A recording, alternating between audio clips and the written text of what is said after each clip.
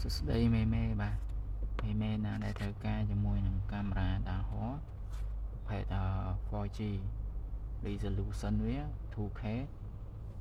3 មេហ្គាបូក3មេហ្គាលែន2គ្រាប់លែនខាងលើ fix លែនក្រោមអាចពវល់បានបាទលុយហើយមកងារវាមានច្រើនណាស់បងមាន AI Humanitech មាន AI ចាប់សកលឡានចាប់សកលមនុស្សមាន Auto Tracking Smart Light Two Way Audio Talk ហើយមានជាមួយនឹង Sound Alarm ដាក់ SIM 4G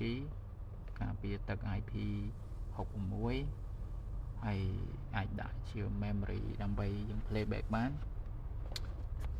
ហើយកាមេរ៉ានេះបើយើងចង់ប្រើ Wi-Fi គឺបងប្អូនដល់ជាមួយនឹងខ្សែអ៊ីនធឺណិតតែបើយើងអត់ចង់ប្រើ Wi-Fi ទេយើងអាចប្រើ SIM បានជាប្រភេទ 4G ហើយតម្លៃវាពិសេសមែនតើហើយបាន LAN 2គ្រាប់